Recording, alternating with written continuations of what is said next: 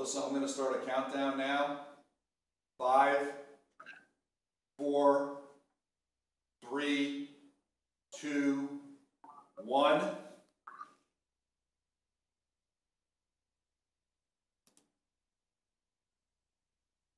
Good morning, Leavenworth citizens. Hope everyone is well and staying safe, staying healthy, and staying positive. Once again, we've gone through another week of the stay-at-home order that's been in place within the state of Kansas for the last month or 5 weeks, which is set to expire on this coming Sunday, the 3rd of May. We'll talk a little generally about that later on in my Facebook Live town hall. Don't have too much information on that, but we'll talk a little bit about that in a while. Introduce once again, Mr. Kramer, the city manager. He's joining me today in the 7th Facebook town hall. We've been doing them once a week, and for the last 5 of them, it's been on Wednesday. And also, Mr. Taylor Ketter, the assistant city manager, is monitoring the feed and monitoring any questions that you might have. And I would encourage you to ask questions, and we'll do our best to answer them. And if we can't answer them during the town hall, we'll research them and get back to you. I want to introduce my special expert guest today, Mr. Will Katz. Will is the Regional Director of the University of Kansas Small Business Development Center. Will conducts business valuation consulting engagements for a wide variety of purposes and uses. He has performed more than 350 business valuations over the last 5 years. He will regularly consult with entrepreneurs and existing business owners in Leavenworth on all aspects of business planning and operations.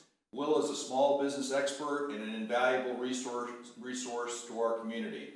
So I'm going to turn it over to him in about 30 minutes, but this has been one of my foci as your mayor, is just trying to get as much information out there with respect to small businesses, with the help of the Leavenworth Main Street, with the help of Leavenworth County Development Corporation, who have been very good in terms of putting pertinent information on their websites. We've been doing the same, probably not as much as them, but we do have links on our COVID-19 information website that's part of the city's overall website. And then Will and I have been talking off and on for the last 4 or 5 weeks, and he is really a valued expert, and so I really appreciate him coming and being able to spend a little time with our audience today. So Will, I'm going to turn it over to you.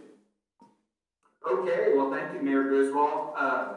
In fact, I kind of want to triple thank you. Thanks for giving me the opportunity to be here, first of all. Also, I want to thank you just for being a friend to small businesses in the community. You know, this happened, I think, the first week of March, or maybe it was the last week of February, I don't remember, but right before everybody was subject to the stay-at-home orders, you called me out of the blue and you asked me a question because you'd seen some kind of a flyer for a ceremony at the state capitol where we were honoring small businesses from all across the state. You noticed that one of our Leavenworth small businesses was being honored, and you were like, Will, can I come? Am I invited? I got to tell you, this is, and I want to tell everybody, that's above and beyond. I mean, it's been really clear to me from our very first conversation that you have a really good understanding of the importance of small businesses in the local economy. And they are super important. Yep. And I'll talk about that in a little bit. But I just want to give you a huge public thank you. I probably should thank you more privately for it, but that was really impressive. It's something I will not forget. Well, thank you. Hey, Will, thank you for your kind words. And Mr. Taylor Ketter and I were able to attend that ceremony. And that really was one of the greatest days I've had as mayor, to see Young Sign Company get that award. And it was a very nice ceremony at the Capitol, and I really enjoyed it and felt very fortunate that I had seen that and had given you that call. So thanks for those kind words. Sure. Most mayors of most communities don't make that trip, let me just tell you. Also, thanks for your sane message imploring us to be safe to be healthy and to try to remain positive.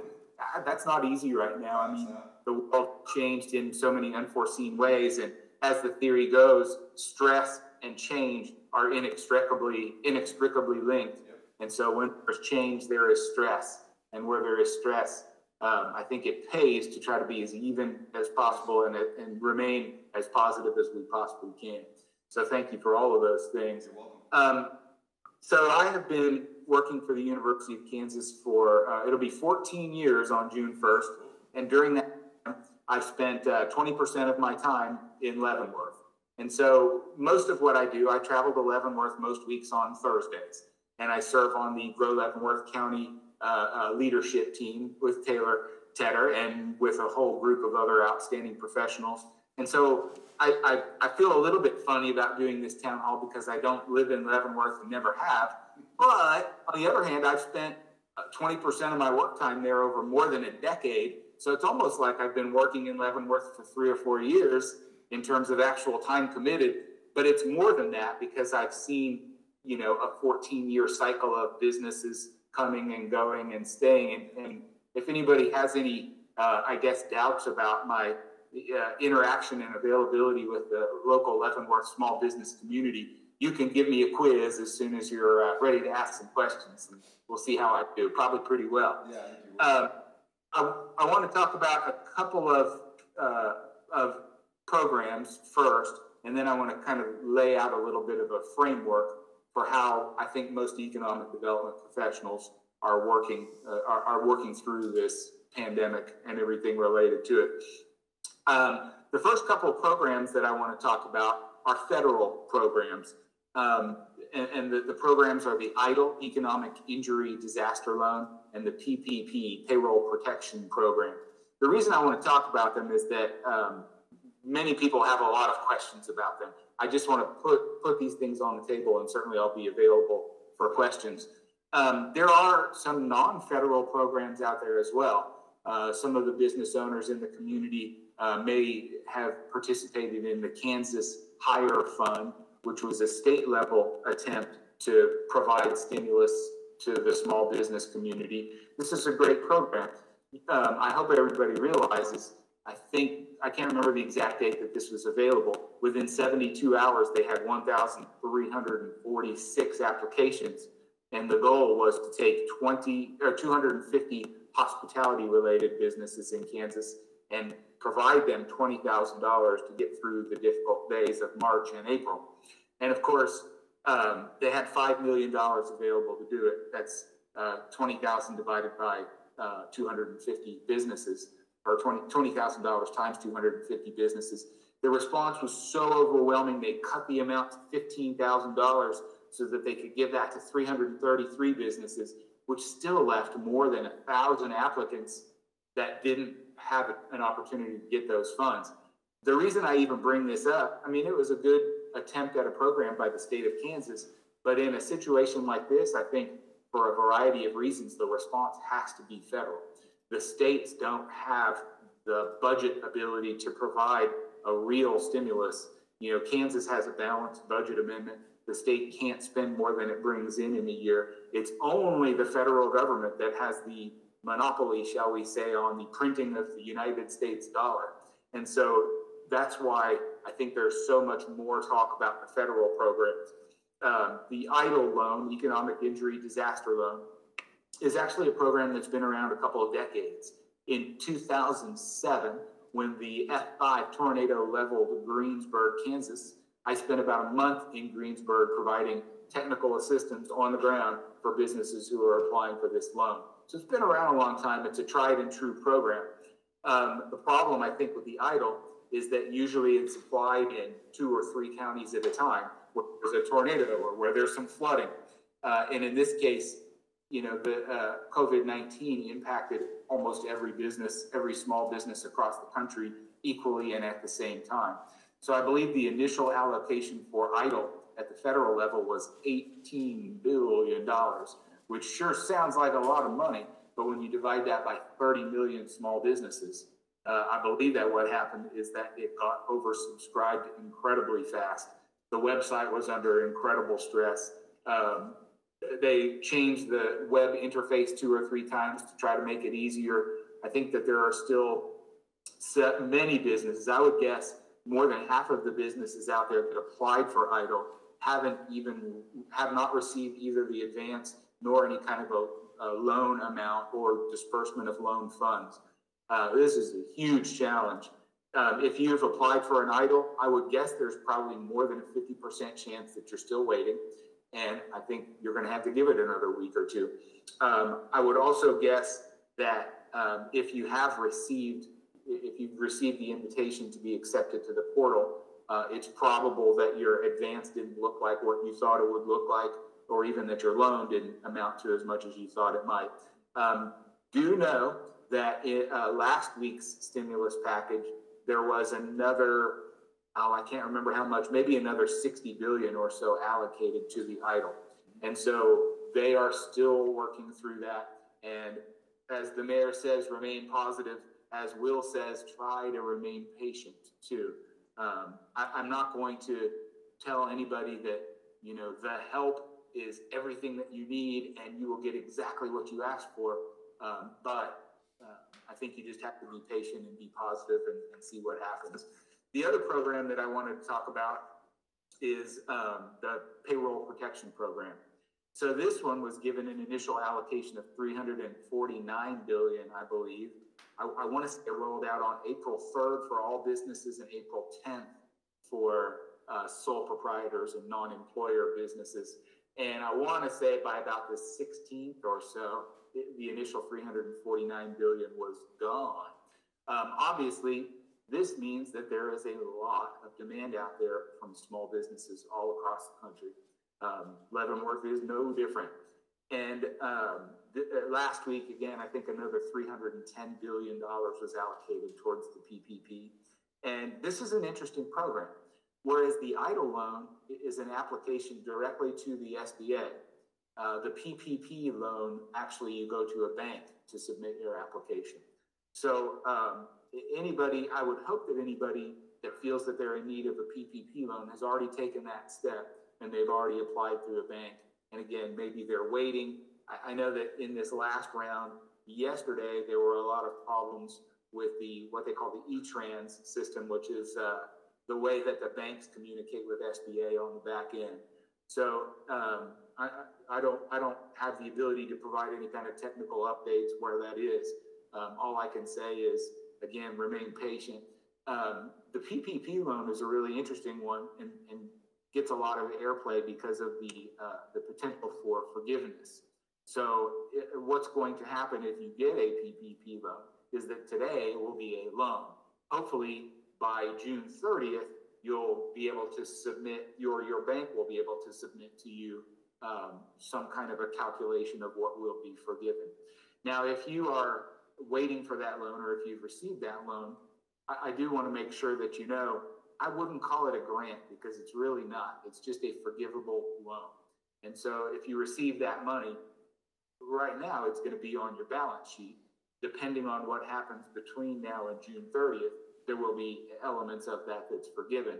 I'm happy to try to answer questions about that, but the other point that I would like to make is that it's probably your bank that you should be communicating with about those questions. It's an interesting program. Like I say, it's brand new. It's really hard to roll out a brand new program like that.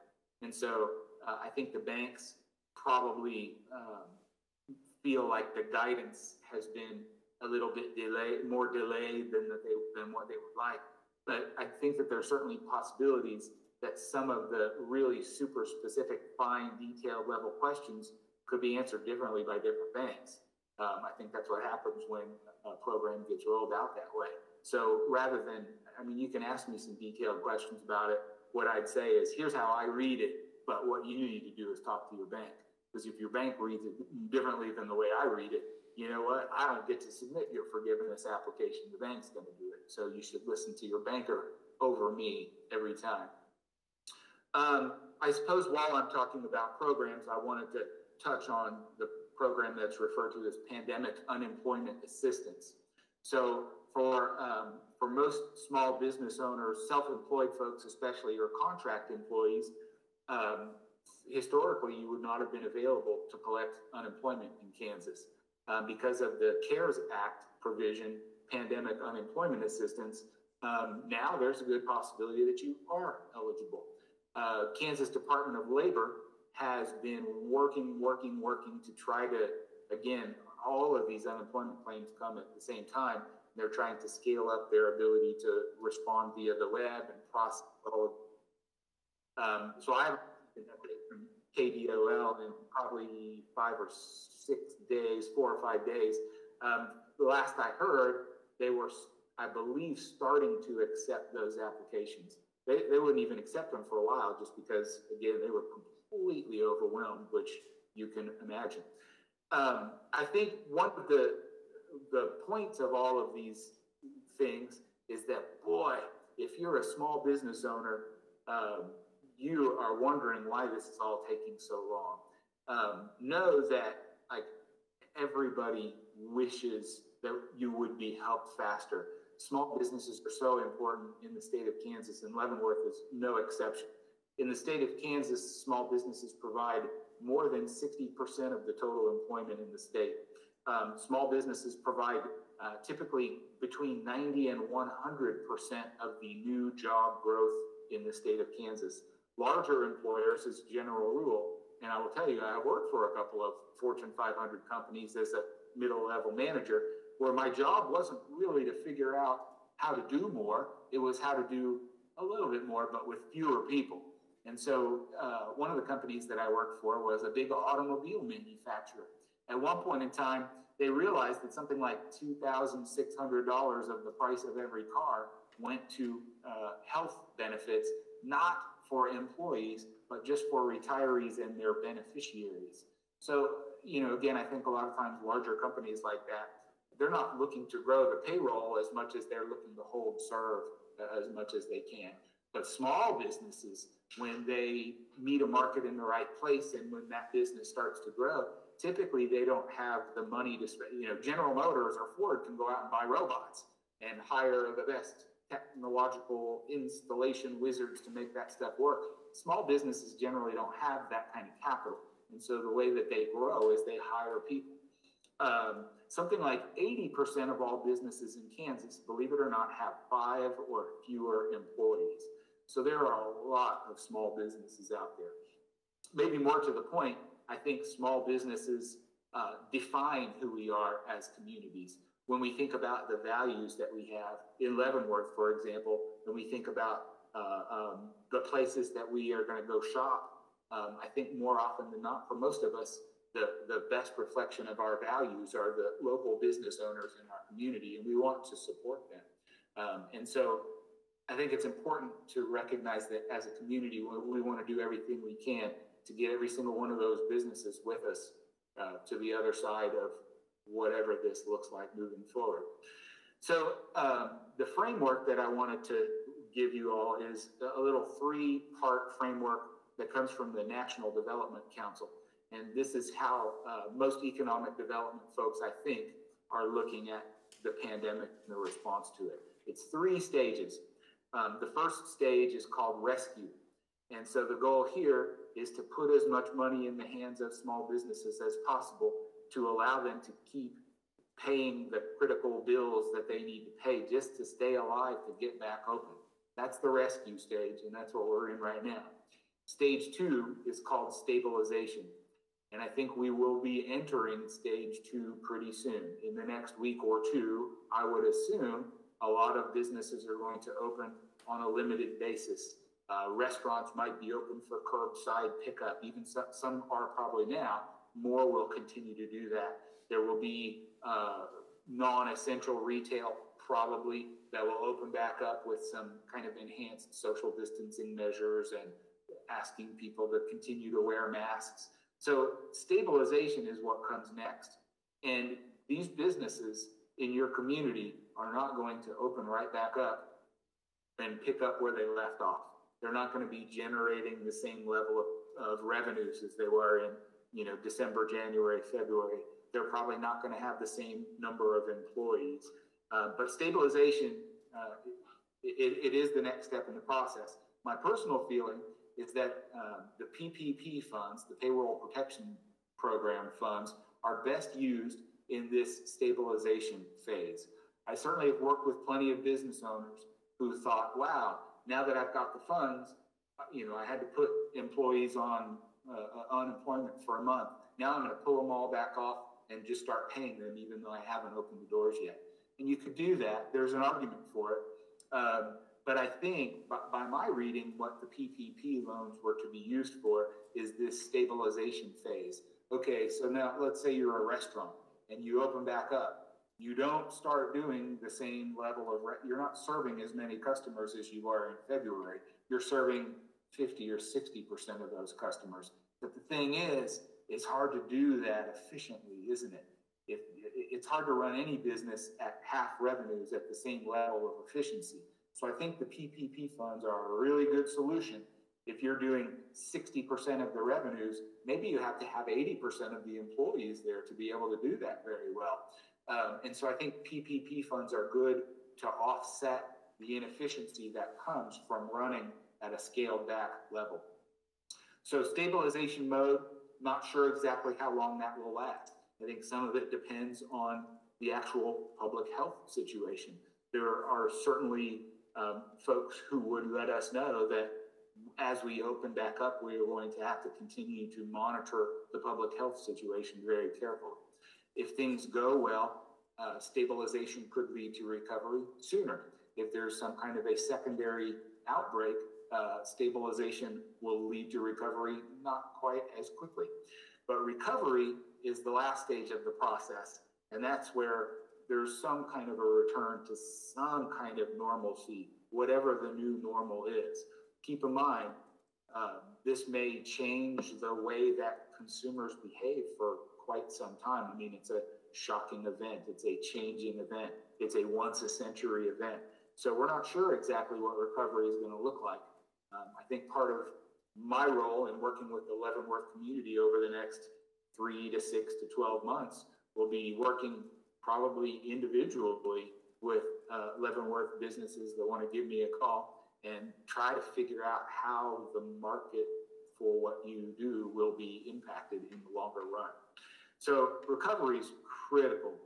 And again, it's the third phase. It's the one we have the least visibility over. But my personal belief is that we have to, as a community, work hard to get as many of the existing businesses that we had on March 10th through to at least the beginning of the recovery process. Why? You know what? The people that are in business in your community are tried and true operators. It is not easy to manage a business. It is not every person who can or should take the risk of starting a small business. When you do it, you're taking a de facto leadership position if nothing else, because you're the one that's managing the payroll and managing the customer interaction and managing regulatory concerns. There's a lot there.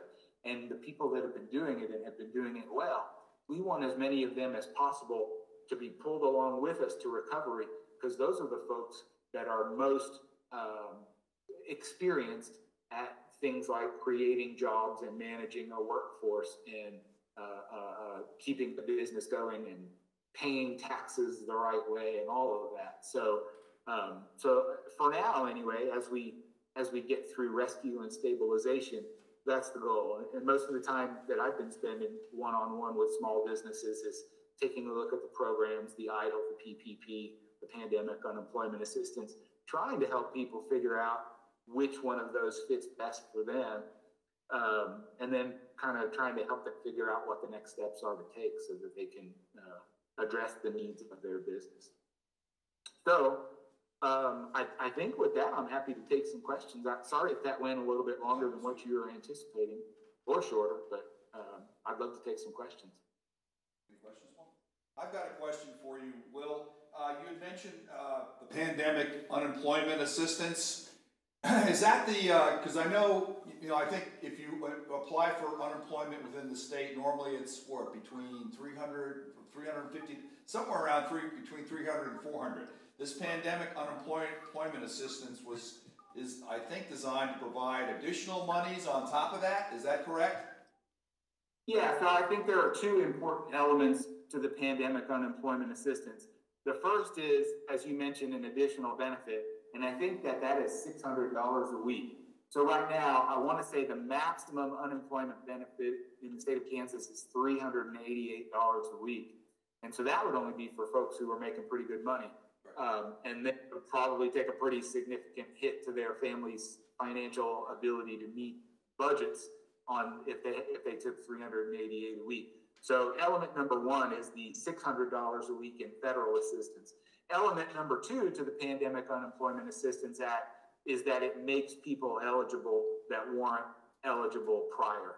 So again, if you own a business right now, you're probably filing, let's say, a Schedule C tax return, and you're paying self-employment taxes. Generally speaking, the only people eligible for unemployment are payroll employees who are receiving payroll and who have an employer matching payroll tax deduction, right? So if you work for somebody else and you get paid $100 a week, when you get your check, it says, wait a minute, it's only $84 a week. Well, why is that? Well, so there are these deductions that come out before you get paid. One thing that people may not know is that there are deductions that come from their check, but also the employer side, the employer matches that dollar for dollar. And so all of that stuff goes into the systems that support unemployment, among other things. And so if you are not in a job where you had an employer payroll deduction, you would not have been eligible for unemployment assistance, whereas now you would be. Okay. You know, in terms of, and I know a lot of people, citizens who have been unemployed because of what's happened over the last 6 weeks with the shuttering of the economy in response to the COVID-19 health crisis. I'm sure that they applied as one would normally apply and have applied in the past. Is there anything special they have to do to get the additional pandemic unemployment assistance benefit? Is there? You know, I probably wouldn't know it if there were. Okay. To be honest, I think not. I think that that's all handled by the Kansas Department of Labor. So if you apply, again, they're a little bit behind still. Yeah. But my understanding is that business owners who might have applied 3 weeks ago, like it would have been rejected, but then it would be, they might have to reapply to be accepted. Okay. Well, but no, pretty standard application. Okay, well that's good information. That's a question I would have if I was in that particular boat and hadn't received that additional benefit. So two questions whenever you're ready. Okay, yes, Go ahead, Paul. Mr. Katz, we have two questions from some people watching on Facebook Live. The first one is, are there any models or other information that will predict how many businesses will not be able to make it? If I heard you right, you were asking if there are models to predict how many businesses won't make it? Yes, that's the question. Not that I'm aware of. I mean, I think, you know, if you figure 30 million small businesses in the United States, and if you figure, I don't know, 8 to 10 to 20% drop in GDP for the second quarter, I mean, I think that if you try to equate gross product with the number of businesses that wouldn't make it, then what you're doing is you're discounting the available stimulus, the available federal dollars. In a perfect world, what you'd hope would happen is that whether it's through loans, whether it's through forgivable loans, whether it's through deferring as many payments as possible, most businesses, potentially, literally all of them, could figure out how to get to stabilization and recovery. I mean, I think that's kind of a pipe dream, and I think that, you know, there are businesses that were struggling before March. And so businesses that were struggling before March are going to probably find it a little bit more difficult to get through stabilization and recovery. But I think the goal of all of the stimulus dollars is basically to say, well, without this, we know 20% of the businesses wouldn't make it. What we're hoping to do is figure out enough different mechanisms so that hopefully darn near all of them do. I think for every business owner, you know, we're looking at it in the aggregate. I just because of the way that the work that I do, I always try to think about it really specifically on a business by business basis. And the thing that I would advise all business owners is to come up with your own financial triage plan. In other words, categorize and prioritize. Here are the things that I have to pay, or I'm going to have to go out of business. If you have, for example, a loan with a bank, you might say, well, I want to keep paying on that because, I don't want the debt to carry over at the same level. Like I'd like to keep making that payment. I don't know about that. There's probably a lot of benefit in asking your bank for a deferral. If you have an SBA loan, in fact, SBA loans are basically given a darn near automatic 6-month deferral right now. For any payment that was due April 1st or later, if you made a payment on an SBA loan, the bank is supposed to get back with you and say, here, thanks for the payment, you can have this back and you don't have to make any payments for 5 more months. So, you might have to let go of some notions. Oh, I really want to be out of debt. It's bad to owe money for a small business. Not so fast. Now would be a time when it might not be bad to take on new debt if you have the ability to do that, to slow down debt payments if you could do that. You might talk to a landlord and see if they can give you some kind of a break for a month or two. Might not be possible, worth asking.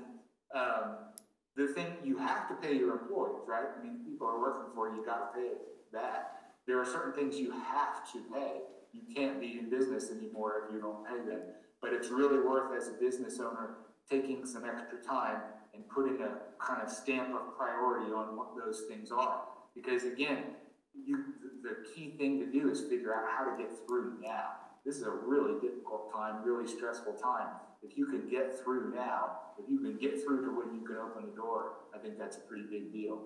So I think, again, if GDP goes down, let's say 15%, the temptation might be to say 15% of the small businesses are gone. But I think it'll be less than that, and I hope it'll be less than that. Okay, well, the other question is, first, got a shout out from James, says he always appreciates Will's advice and recommendation. He says his question is, Leavenworth has a lot of bars and a jazz lounge. What is your prognosis for businesses in that field?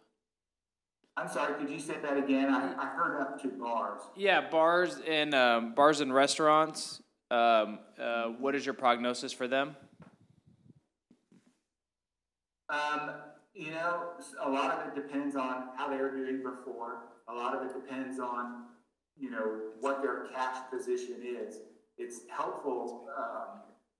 I know a couple of restaurateurs that were sitting on a fair amount of cash before this, and of course, that certainly helps their position. I think bars are even a more tricky thing because restaurants could at least stay open and do curbside and delivery and try to kind of figure out some way to keep some revenue flow coming.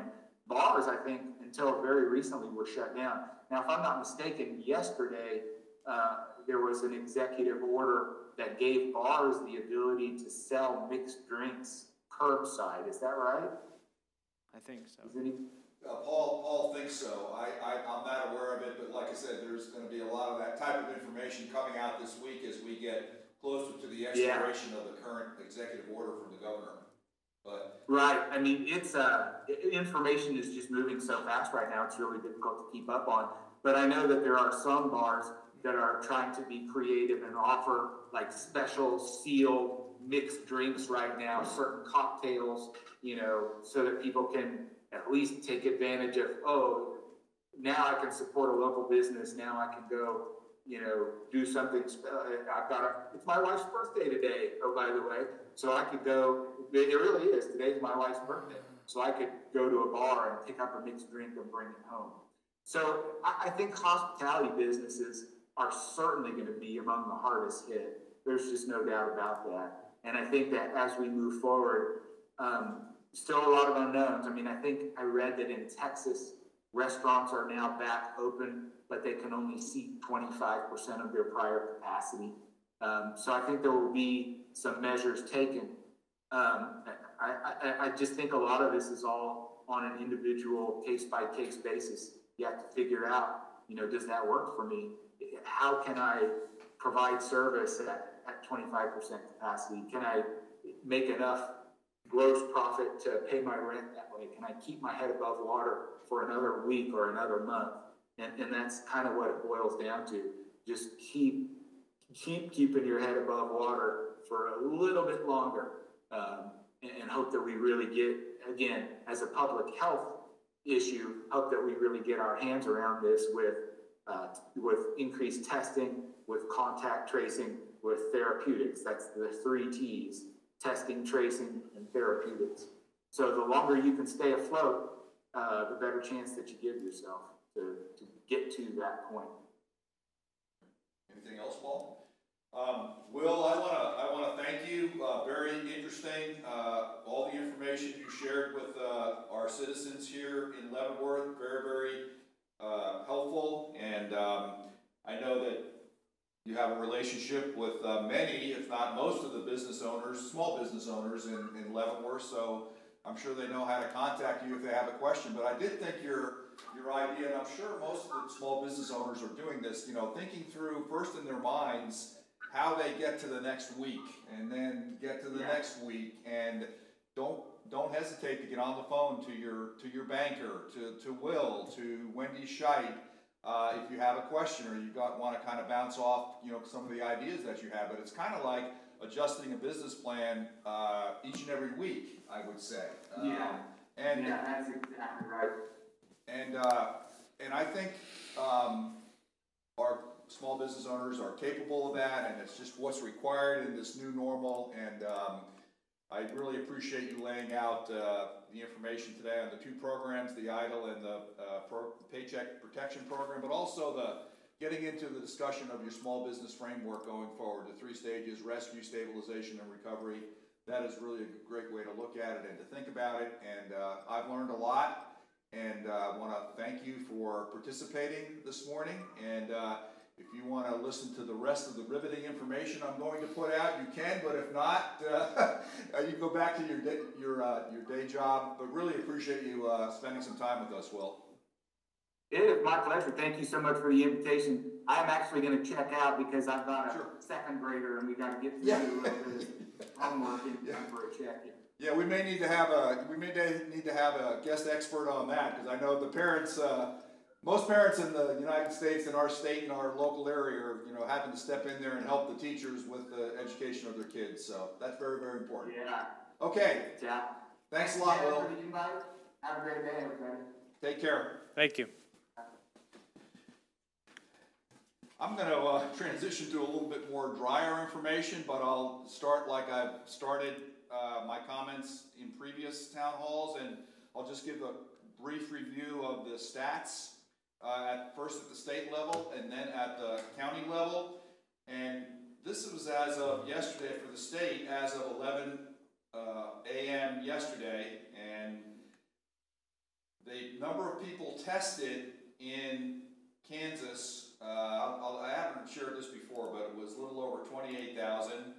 And the number of positive people who came back positive was 12.4%, so that's a relatively high percentage.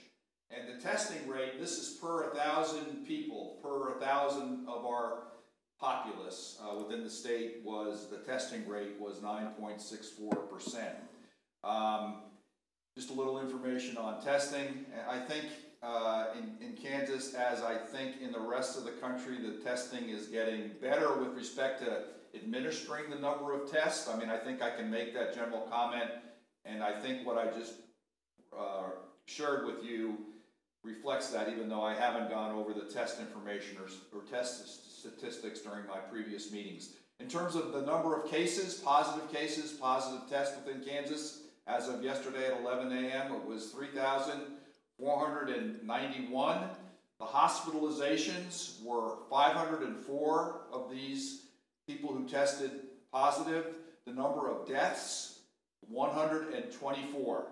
And that's a death rate of 3.5%, which compared to your seasonal flu, that's certainly a lot higher than a 1 or 2% death rate for people who get the seasonal flu. So that's 3.5% compared to the national average, which as of today, there have been nationally 1,036,000 cases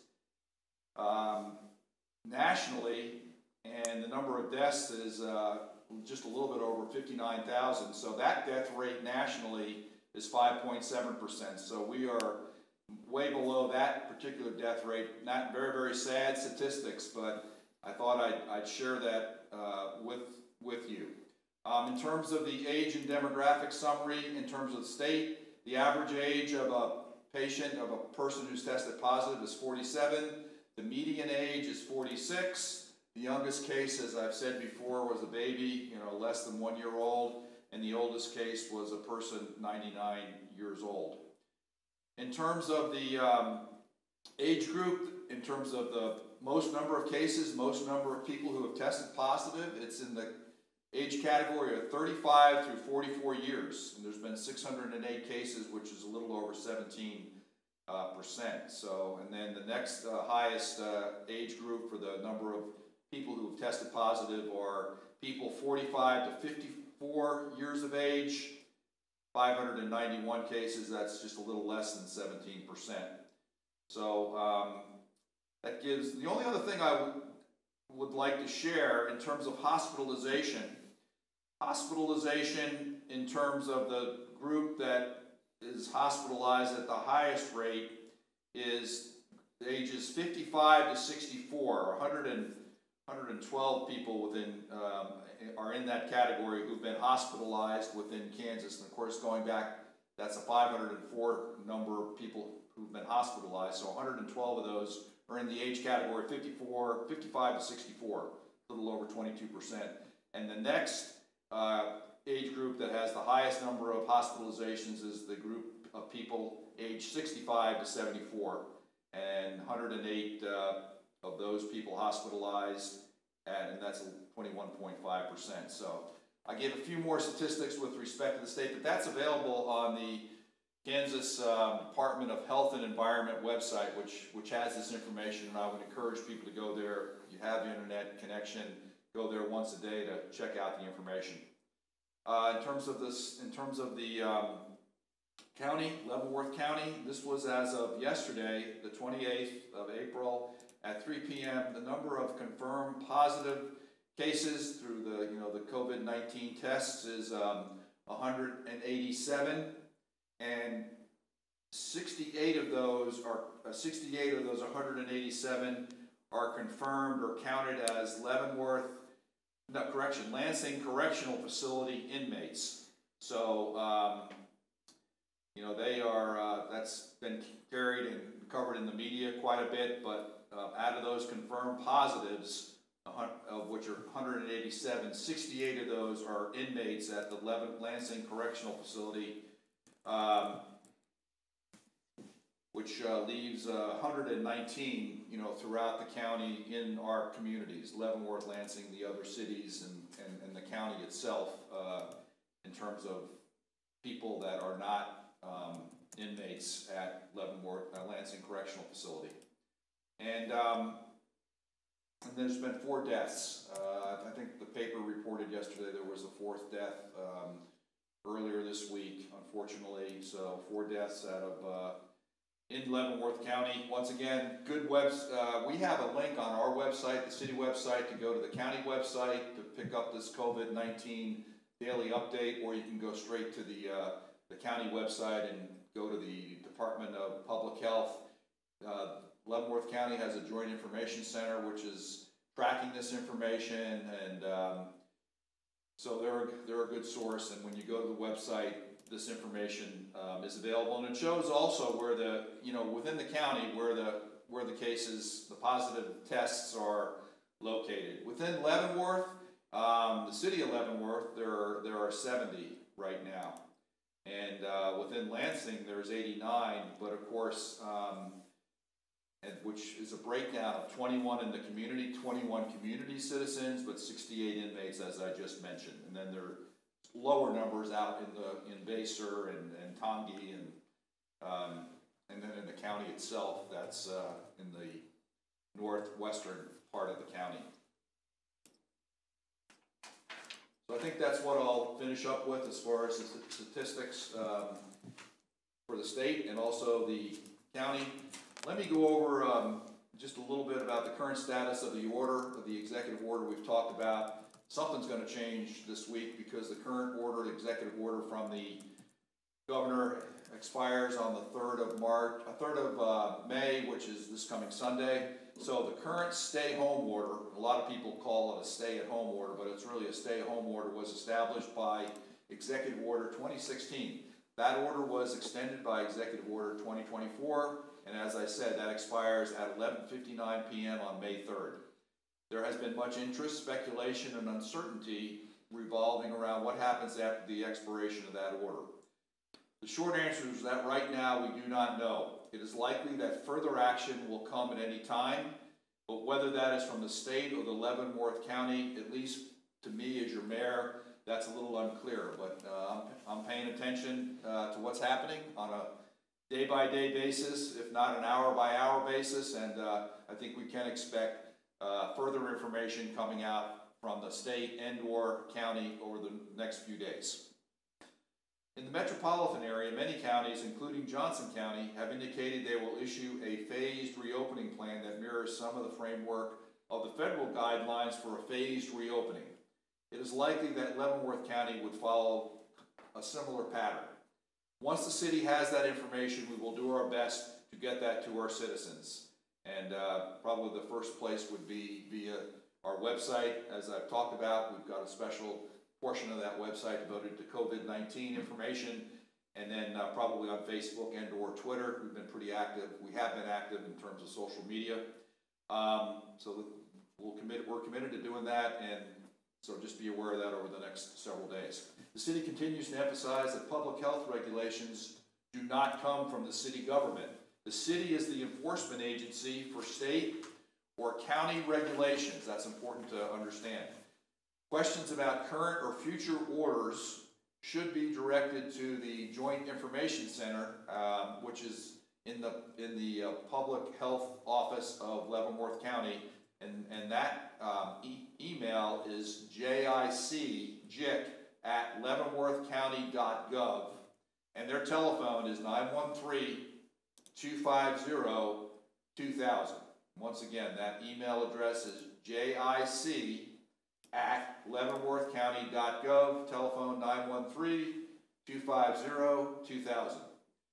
Let me transition to city services. This week, the city started a gradual reopening of some city services. Today is the second day of operations of the Recycle Center, which is open from 8:30 a.m. to 1:30 p.m. The site will also be open Saturday from 8:30 a.m. to 12:30 p.m. The first day back yesterday went well, although lines and wait times were long. But that doesn't surprise me, as with anything new in terms of reopening or a new venture or a new activity or a new event.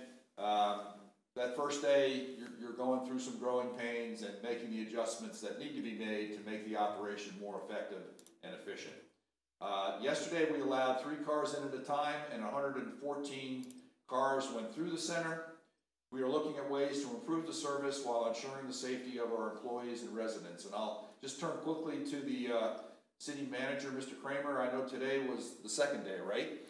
Anything to report? Yeah, I think we're not seeing quite the rush that we had yesterday, which is expected on the second day, and we'll continue to offer that service. We're looking at deciding if we can go more than 3 cars at a time. The original plan was just 2, and we were able to increase that to 3 cars at a time. I think we'll hold there for the rest of this week and see if that can go any faster. We're also having a few of our employees help doing some unloading for some residents. Again, we really emphasize that we're only doing that if we can maintain social distancing. If the user is comfortable, make sure that the employee is comfortable with that interaction. So little tweaks, but today was going well as of about 10 o'clock this morning, and I'll try to get an update before the end of the town hall today. We had already processed about 53 cars, so I think our pace was a little bit up today. So we thank everybody who's used that and who's been patient with us. Thank you. Next, the brush site will be open from 8 a.m. to 4 p.m. on Thursday and Friday this week. So the first day of reopening will be tomorrow, Thursday. The site lends itself to social distancing, and staff will be on hand to ensure all rules are followed. The site is free for residential users for a limited time. And I did see some posts on Facebook when we put out on Facebook either yesterday or the day before about the brush site being open. There were some people who said that they had plenty of brush in the queue and that they would be utilizing this important and valuable service. Next week, the week of May 4th, the city will continue the same schedule, servicing services at the recycling center. Once again, from 8:30 a.m. to 1:30 p.m. on Tuesday and Wednesday, and 8:30 a.m. to 12:30 p.m. on Saturday, and the brush disposal site from 8 a.m. to 4 p.m. on Thursday and Friday. Other services. Staff is waiting on further guidance from the state or county, and once that is available, we will evaluate other city facilities and operations, including the dog park, the farmers market at Haymarket Square, the campground, opening City Hall, and the limited use of the community center, and probably a few more services that I haven't mentioned here this morning. Trash bag delivery is scheduled for May 30th. That service is done by the Leavenworth Lions Club and is dependent upon them having the labor to deliver more than 10,000 rolls of bags, but obviously that was supposed to take place, I believe it was about 2 or 3 weeks ago. It was canceled, postponed, and right now it's scheduled for May 30th. Woolman update. Woolman Aquatic Center, Woolman Park Aquatic Center traditionally opens on Memorial Day, which would be Monday, May 25th this year. At this time, we are awaiting further guidance from the state or county to determine what will happen. A decision will be made in the coming weeks based on consultation with appropriate health and safety officials.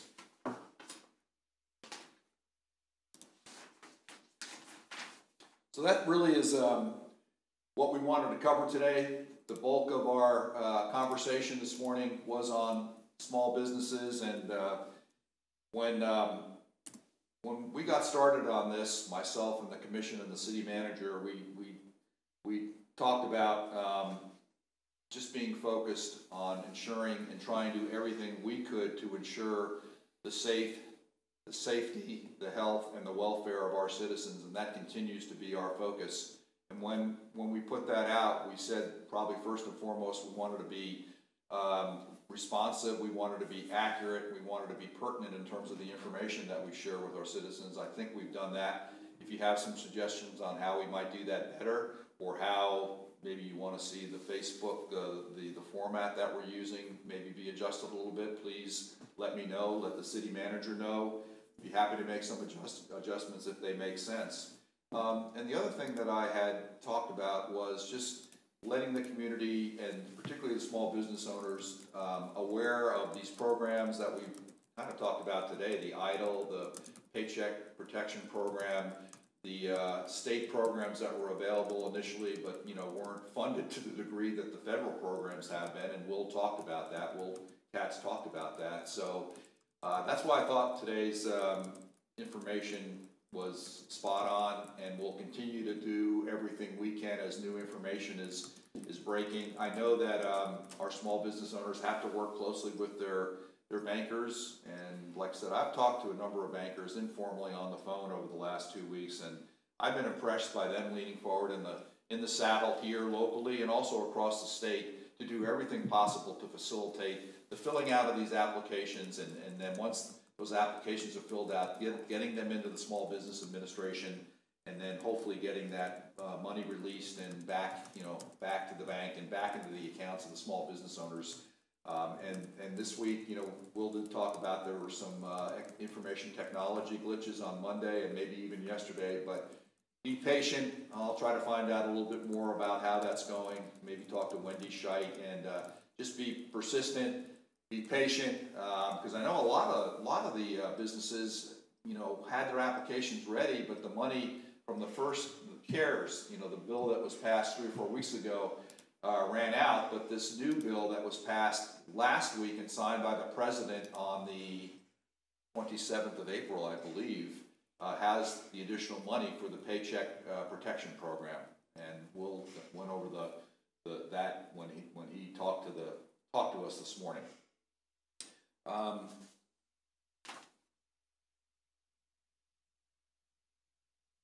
You know, last night we had our weekly meeting. It was a regular business meeting, and we were able to get through most of the business